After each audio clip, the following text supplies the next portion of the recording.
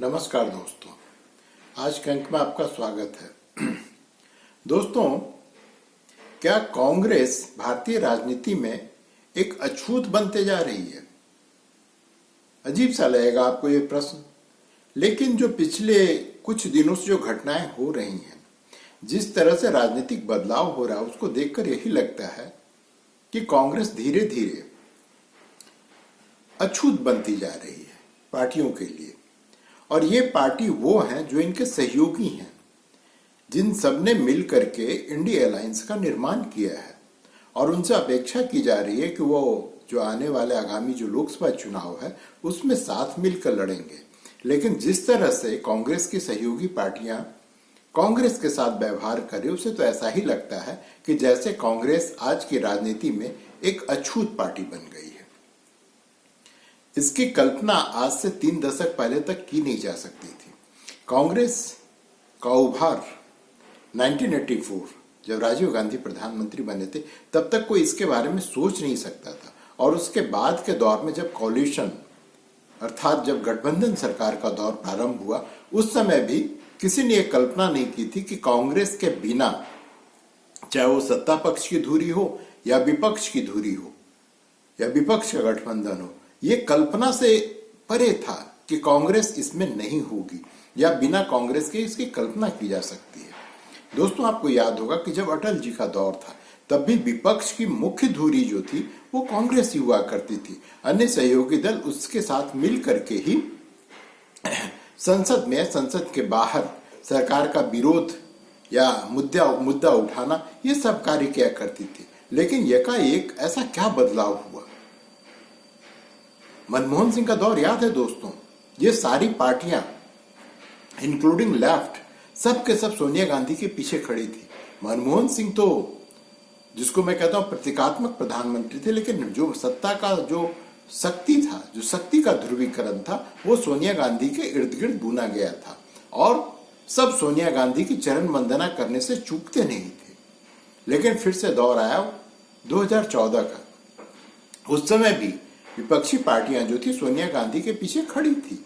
लेकिन जब 2019 का चुनाव हुआ, तब भी लोगों को लगा कि मोदी जो है वन टाइम फिनोमेना है, वन टाइम जो है विनर है, 19 में सत्ता बदल जाएगी। 19 में सत्ता बदल नहीं पाई। लेकिन यहां भी कांग्रेस ने अपना जो कहते हैं साइन, जो अपनी चमक होती है, अभी तक नहीं खोई थी। लेकिन 19 से लेकर के 2023-24 तक आते आते लोगों का, खास करके जो इनके सहयोगी कहिए या आज के तारीख में आप इन्हें विपक्षी पार्टियां कहिए, इनका जो विश्वास था कांग्रेस के प्रति, वो धीरे धीरे खत्म होता चला गया। जिन राज्यों में विधानसभा का चुनाव हुआ, जहां इन्होंने कभी भी क्षेत्रीय दल से के साथ मिलकर के चुनाव लड़ने की कोशिश नहीं की, लेकिन जहां कोशिश भी की, वहां पे हुआ क्या? जानकारों का कहना, ये मेरा नहीं कहना है दोस्तों, जानकारों का कहना है कि क्षेत्रीय दल को वहां पे घाटा हुआ, क्षेत्रीय दल सिमटती चली गई और कांग्रेस को भी कोई बहुत फायदा नहीं हुआ। लेकिन फिर भी कांग्रेस जहां शून्य जिस राज्यों में थी, वहां से उसकी बढ़ोतरी हुई। तो क्षेत्रीय दल जो है कांग्रेस को एक आशंका की दृष्टि से देखने लगी। लेकिन अभी भी वो दिन नहीं आया था कि कोई भी जो क्षेत्रीय दल है या जो कांग्रेस के सहयोगी दल है, वो इनसे इस तरह से किनारा करने की कोशिश की। लेकिन पिछले 15-20 दिनों में, या कहिए कि महीना भर से, जो संकेत आ रहे हैं, जो राजनीतिक संकेत आ रहे हैं, वो इस दिशा की ओर इंगित करते हैं कि आज के तारीख में कांग्रेस का वो जो धमक हुआ करता था, वो बची नहीं रह गई है। और जिसके कारण से जो उनके सहयोगी दल हैं, उनसे दूरी बनाना चाहते हैं। इसमें कहते हैं ना कि आग में घी डालने का काम किया। जो रामलला की जो प्राण प्रतिष्ठा होनी थी, उसका जो इन्विटेशन, जो आमंत्रण सारे दलों को मिला, सारे दलों ने, कोई विपक्ष का पार्टी वहां नहीं आया, लेकिन उन्होंने एक शालीनता बरती। उन्होंने कहा कि नहीं, अभी हम नहीं जाएंगे, हम जो है जब प्राण प्रतिष्ठा हो जाएगा अर्थात 22 जनवरी के बाद हम कभी जाएंगे। सबने शालीनता बरती। लेकिन कांग्रेस ने यहाँ पे क्या किया कि वो ज्यादा, जो कहते हैं ना कि ज्यादा अपने को सेकुलर दिखाने के चक्कर में, या फिर ये कहिए कि जो वामपंथी हैं, जो आजकल कांग्रेस में बहुतायत में पाए जाते हैं, उनका प्रभाव था, जिसका उन्होंने कहा कि नहीं, ये तो बीजेपी और आरएसएस का प्रोग्राम है, हम इसमें शामिल नहीं हो सकते। साथ ही उन्होंने अगला लाइन कहा कि धर्म जो है व्यक्तिगत मामला है। ये दोनों चीज जो है हिंदू धर्म के अनुयायी हैं, जिनकी संख्या इस देश में 80 से 82% है, उनको कहीं ना कहीं आहत किया और उनको ऐसा लगा जैसे कि कांग्रेस, जो कि एक अखिल भारतीय पार्टी है, वो उनको चिढ़ा रही है।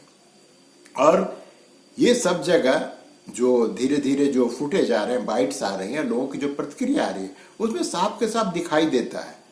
अब इससे हुआ क्या कि जो इनके सहयोगी दल है, उनको लगा कहीं इसके अर्थात कांग्रेस की इस मूर्खता का खामियाजा कहीं हमें ना भुगतना पड़े, तो वो सब धीरे धीरे दूरी बनाने लगे। एक और भी कारण है दोस्तों, सिर्फ रामलला जो प्राण प्रतिष्ठा हुई उसको ही कांग्रेस के दुर्दिन के लिए दोषी नहीं माना जा सकता है। इसके पीछे और भी कारण, जैसे बंगाल है। मैं बार बार कह रहा हूं कि बंगाल में ममता बनर्जी बहुत ही शक्तिशाली है, और जो खबर आ रही है उसके अनुसार ये है कि उन्होंने एक सर्वे करवाया, एक इंटरनल सर्वे कराया पूरे बंगाल की। तो उससे उनको लगा कि अगर हम यहाँ पे 8-10 सीट अगर कांग्रेस को दे देते हैं तो वो वहां पे जीत नहीं पाएगी, अर्थात वो सारी की सारी सीटें सीधे सीधे भाजपा के पास चली जाएगी। और उन्होंने इसीलिए कांग्रेस से कहा कि आप बंगाल को छोड़ दीजिए। वो ममता बनर्जी ये भी कहते हैं कि मैं इंडिया लाइन से बनी रहूंगी और हम लोग चुनाव के बाद जो है फिर साथ मिलकर काम करेंगे, लेकिन आप यहां पर चुनाव में मत आइए, अर्थात कि हम आपके साथ सीट शेयर नहीं करना चाहते। और उन्होंने कहा कि मैं अधिक से अधिक जो आपके पास में अभी भी जो वेस्ट बंगाल में 2 लोकसभा की सीट है वो मैं आपको दे दूंगी। कांग्रेस इसके लिए मुझे तो लगता है अंतोगत तैयार हो ही जाएंगी कांग्रेस, लेकिन अभी वो तैयार नहीं है। और ममता बनर्जी ने एक और काम किया कि उन्होंने जो अभी कांग्रेस की न्याय यात्रा चल रही है, राहुल गांधी उसका नेतृत्व कर रहे हैं, उससे एक दूरी बना ली है। उन्होंने यहां तक कहा कि मुझे पता भी नहीं है कि बंगाल में न्याय यात्रा कब से प्रारंभ होगी, मुझे इसकी खबर नहीं। हालांकि बाद में कांग्रेस के लोगों ने इसका खंडन किया कि नहीं, हम लोगों ने चिट्ठी लिख करके उन्हें सूचित किया था कि आप जो सो हमारे इस न्याय यात्रा में शामिल होइए और हम लोग साथ में न्याय यात्रा करेंगे। लेकिन अब दोस्तों सोचिए कि ममता बनर्जी की स्टेचर का नेता को आप चिट्ठी लिख करके कह रहे हैं कि आप न्याय यात्रा में शामिल होइए, वो आपके क्या दिहाड़ी मजदूर हैं? अरे कम से कम आप अपने दूसरे लेवल के कम से कम एक नेता को भेजते मायावती के पास में कि भाई ऐसी सी बात है, आप भी शामिल हुए, लेकिन उन्होंने ऐसा नहीं किया। जैसा कि दोस्तों मैंने कल भी बताया था कि ममता बनर्जी की दूसरी चिढ़ का कारण यह है कि इंडिया अलायंस में जितना उनको महत्व मिलना चाहिए था उतना उनको मिल नहीं पा रहा है। उनका मानना है कि वाम दलों को मुझसे ज्यादा तरजीह दी जा रही है, जो ममता बनर्जी को पसंद नहीं है। क्योंकि दोस्तों आप हमेशा याद रखिए कि ममता बनर्जी ने वामपंथी दलों को हराकर ही सत्ता हासिल की है, और जो वामपंथी दलों के जो लाठी डंडे का सामना जो कांग्रेस ने नहीं किया है वो ममता बनर्जी की पार्टी ने किया है। और वो उनके साथ में एक फ्रेम में फोटो खिंचवा में ये बंगाल के लोगों को ही पसंद नहीं आएगा, और यही स्थिति बंगाल में कांग्रेस की भी है। वास्तविकता ये है, जो ग्राउंड रियलिटी है, कि कांग्रेसी हैं अर्थात कांग्रेस के सपोर्टर्स हैं, उनके जो कार्यकर्ता हैं, वो भी नहीं चाहते हैं कि वाम दलों के साथ में कांग्रेस का कोई गठबंधन हो, लेकिन कांग्रेस की मजबूरी है। अब जब कांग्रेस की मजबूरी है, वो लेफ्ट को छोड़ नहीं सकती है। इसके साथ ही ममता बनर्जी ये कभी पसंद नहीं कर सकती कि जो लेफ्ट के साथ है उसके साथ में हम खड़े हैं, तो वो कांग्रेस से दूरी बनाते जा रही हैं। अब वहां से चलते धीरे से आते हैं बिहार में कांग्रेस का कोई वजूद नहीं है, लेकिन उसके बावजूद जैसा कि जो कांग्रेस के नेता हैं बिहार के प्रेमचंद मिश्र, उन्होंने घोषणा कर दी कि 30 तारीख को जब बिहार में न्याय यात्रा चालू होगी तो वहां नीतीश जी उपस्थित होंगे। लेकिन नीतीश जी ने बहाना बना लिया कि मेरे पास अन्य कार्य है, महात्मा गांधी से जुड़े हुए कुछ कार्यक्रम, मुझे उसमें जाना, मैं इसमें शामिल नहीं होऊंगा। ये शालीनता से दूरी बनाने का एक अच्छा उदाहरण है। उन्होंने शालीनता से कहा कि हम आपके साथ में अर्थात कांग्रेस के साथ में मंच शेयर नहीं करना चाहते हैं। हालांकि ये भी दोस्तों आपको पता ही होगा कि जो आज का इंडिया अलायंस है उसका बीज डालने का काम जो है वो नीतीश कुमार जी ने ही किया था, लेकिन आज वो उसके एक नेता के साथ में खड़ा नहीं होना चाहते। दरअसल वास्तविकता ये दोस्तों कि कांग्रेस के अन्य नेताओं के साथ तो लोग खड़ा भी होना चाहते हैं, लेकिन राहुल के साथ में कोई खड़ा नहीं होना चाहता है। ये स्थिति आपकी है, आप जो है वो पंजाब में पहले ही कह चुकी है कि मैं आपके साथ में नहीं जा सकता हूं। और पंजाब ने आपने स्पष्ट कर दिया कि पंजाब में मैं अकेले चुनाव लड़ूंगा। ये स्थिति दोस्तों सिर्फ ये 3 राज्यों तक सीमित नहीं है। कोई भी क्षेत्रीय दल, क्योंकि क्षेत्रीय दल को बहुत अच्छे से पता है कि आज जो भी वो जहां भी सत्ता में है वो कांग्रेस के वोट बैंक पर ही काबिज होकर के सत्ता में है। ऐसी स्थिति में कोई भी क्षेत्रीय दल इनके साथ में क्यों आना चाहेगा? और जो उन्होंने वोट बैंक इतनी वर्षों के मेहनत के बाद तैयार किया है उसको कांग्रेस के साथ में क्यों फिर से शेयर करना चाहेगा? क्योंकि कांग्रेस के दुर्दिन आने का कारण ही है दोस्तों क्षेत्रीय दलों का उभार। क्योंकि अगर क्षेत्रीय दल नहीं उभर पाती तो आज भी जो है कांग्रेस उन वोट बैंक पे काबिज होता और वो आज भी सत्ता में होता।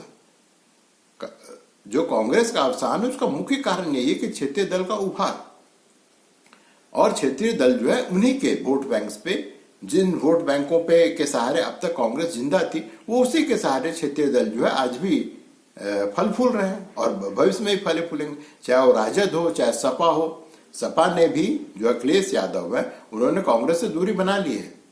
उन्होंने स्पष्ट कर दी, क्योंकि अखिलेश यादव ने कहा कि मैं तो प्राण प्रतिष्ठा में शामिल नहीं हो पाया हूं, लेकिन उनके सलाहकारों ने फिर शायद उनको ज्ञान दिया। उन्होंने कहा कि नहीं, लेकिन मैं सब परिवार 22 जनवरी के बाद कभी भी रामलला के दर्शन करने जाऊंगा।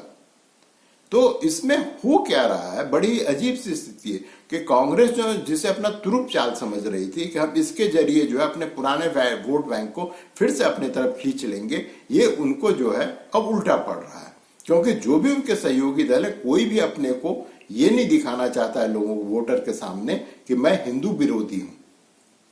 और दूसरा, कोई जो इतने दिनों से जो अर्जित किया अपना वोट बैंक वो खोना नहीं चाहता है।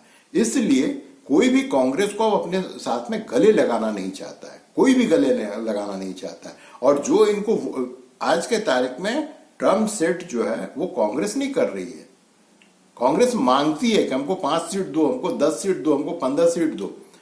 वो दूसरे को नहीं कहती कि हम तुमको 10 सीट देंगे या 5 सीट देंगे। स्थिति ये समय का चक्र है दोस्तों, ये काल चक्र है कि समय कैसे बदला कि देने वाला आज लेने वाला बन गया। कांग्रेस जो पहले लोगों को सीटें दिया करती थी कि भाई ठीक है तुम भी 5 सीट पे खड़े हो जाओ, आज स्थिति ये आ गई है कि वो लोगों से करे कि हमको 5-10 सीट दो, चाहे वो ममता बनर्जी से मांगे या बिहार में राजद और नीतीश जी से मांगे या महाराष्ट्र में आप, चाहे उत्तर प्रदेश में सपा से मांगे या पंजाब में आप से मांगे।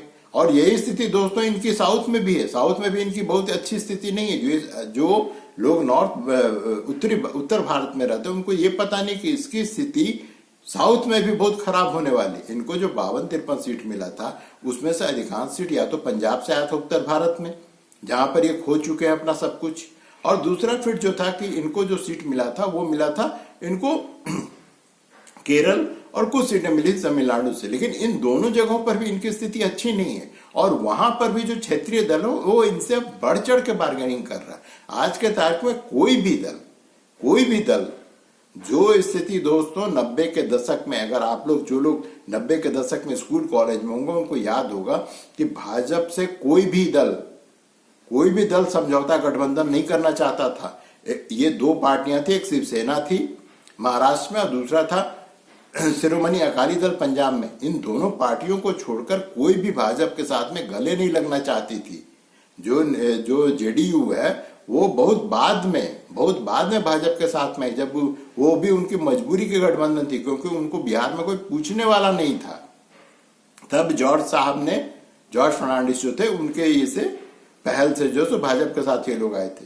नहीं तो भाजपा की स्थिति थी उस पे क्या लगता था तोहमत कि भाई ये तो जो कॉम्युनल पार्टी है, ये सांप्रदायिक पार्टी है, इसके साथ में कौन जाएगा।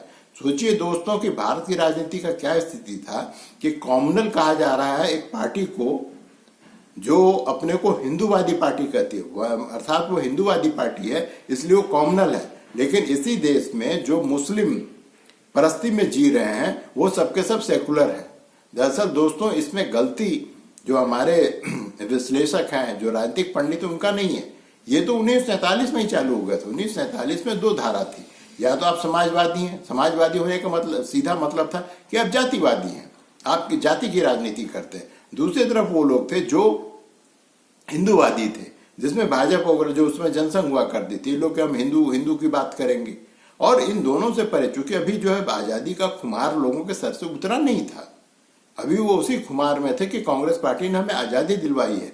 हालांकि आज के तारीख में जब आप विश्लेषण करें तो कांग्रेस पार्टी का कितना योगदान स्वतंत्रता दिलाने में थे सबको पता है, लेकिन लोग जो यहाँ का गरीब गुरबा जो गांव में रहने वाला, कस्बों में रहने वाला लोग था, उनको लगता था कि कांग्रेस ने हमें आजादी दिलवाई। साथ ही कांग्रेस के साथ में एक बहुत बड़ा नाम जो महात्मा गांधी का नाम था वो इनसे जुड़ा हुआ था, जिसके कारण लोगों ने आंख मूंद कर इनको कम से कम 70 के शुरुआती दशक तक तो वोट दिया ही।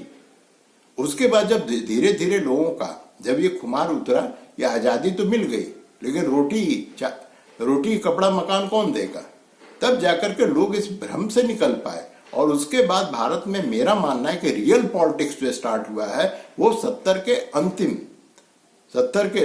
अंतिम जो वर्ष थे, 77 के बाद वहां से प्रारंभ हुई। और जो ही लोग एक बार इस भ्रम की स्थिति से बाहर निकले, जब उनका ये खुमार टूटा कि कांग्रेस ने हमें आजादी दिलवाई है और हम आजाद रह के ही सब कुछ पा सकते हैं, ये तो सत्य था, लेकिन इससे काम चलने वाला नहीं था। लोगों का पैर अब धीरे धीरे जमीन पे पड़ने लगा, ये जो उड़े पड़े थे अब धीरे धीरे जमीन पे आने लगे, और तब इनको ये एहसास हुआ कि हमें रोटी कपड़ा और मकान चाहिए। और उसके बाद वहां से ही जब ये लोगों के एक बार समझ में आ गया तो कांग्रेस का अवसान प्रारंभ हो गया, लेकिन अभी पूर्ण अवसान नहीं हुआ था। आज की स्थिति, आज इस अछूत वाली स्थिति तक पहुंचने में कम से कम फिर अगला 3 दशक का समय लगा। और 3 दशक में अब आप देखिए ना कि कांग्रेस के जो बड़े से बड़े नेता हैं वो कोई भी शहरी क्षेत्र चुनने को तैयार नहीं, क्योंकि वहां शिक्षित लोग हैं, जागरूक हैं, वो इनको वोट नहीं देंगे। तो बड़े से बड़े नेता कांग्रेस का, मैं गांधी परिवार तक की बात कर रहा हूं, गांधी परिवार का कोई भी आदमी आज के तारीख में शहरी क्षेत्र से खड़ा होने को तैयार नहीं, क्योंकि उनको पता है कि हम वहां से हार जाएंगे। राहुल गांधी किसी शहरी क्षेत्र से खड़ा नहीं होता है, वो अमेठी जिसको इसके परिवार ने बर्बाद करके रख दिया था, वहां पे विकास जैसे होता है कि विकास जो है बहुत ही अजीब सा चीज, अनजाना सा चीज हो, ये करके उन्होंने अमेठी को रख दिया। जबकि पिछले 3-4 दशक से इनके परिवार के लोग वहां से लगातार लोकसभा का चुनाव जीतते रहे, लेकिन कुछ भी नहीं कर पाए। और जो वायनाड जहां ये गए वो कोई विकसित जिला नहीं है, वो भी एक पिछड़ा हुआ जिला है। वहां भी जो है अधिकांश जो वहां का जो अभी तो कुछ बदलाव आया भी है, लेकिन इससे पहले वो पिछड़ा हुआ जिला था। वहां पे जाने का सिर्फ एकमात्र कारण था कि वहां जो वोट बैंक है वो इनको लगता है कि इनके फेवर में है, क्योंकि वहां पे जाति धर्म से जुड़ा हुआ जो वोट बैंक है वो इनको लगता है कि मेरे फेवर में है, अन्यथा ये वहां भी नहीं जाते। और मैं दावे के साथ कह रहा हूं दोस्तों कि अभी जो चुनाव होने वाला है उसमें गांधी परिवार का कोई भी सदस्य किसी भी शहरी क्षेत्र से खड़ा नहीं होगा, क्योंकि उसको पता है कि अगर हम शहरी क्षेत्र से खड़ा हुए तो हम बर्बाद हो जाएंगे। और ये तो रही गांधी परिवार के सदस्यों की स्थिति, लेकिन पूरे का पूरा जो कांग्रेस है, अब कहां है कोई नेता? ये सुरजेवाल, ये श्रीनिवास, इन लोगों के बस की बात है इस देश को समझ लें, या देश में किस तरह से कांग्रेस को फिर से उसके पुराने दिन में ले जाएं, ये इनकी औकात है। न तो इनके पास इतनी समझ है, न तो इनकी आभा इतनी है, और न ही ये कुछ करना चाहते हैं। ये लोग हवाई राजनीति करते हैं दोस्तों, और यही कारण है कि आज भारतीय राजनीति में कांग्रेस की स्थिति एक अछूत सी बन गई है। और ये दुख की बात है, इसमें कोई खुशी की बात नहीं है। ये एक अखिल भारतीय पार्टी है, कांग्रेस को आज इस स्थिति का सामना करना पड़ रहा है दोस्तों। आज के लिए दोस्तों बस इतना ही, मिलते हैं अगले अंक में, तब तक के लिए नमस्कार, जय हिंद।